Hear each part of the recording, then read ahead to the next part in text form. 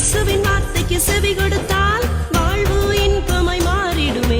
இயேசுவின் வார்த்தைக்கு செவி கொடுத்தால் வாழ்வு இன்பமாய் மாறிடுமே.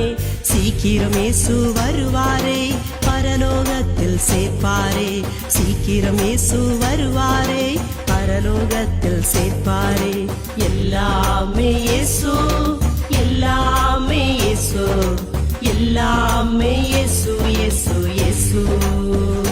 உனக்கு எல்லாமே இயேசு, இயேசு, இயேசு.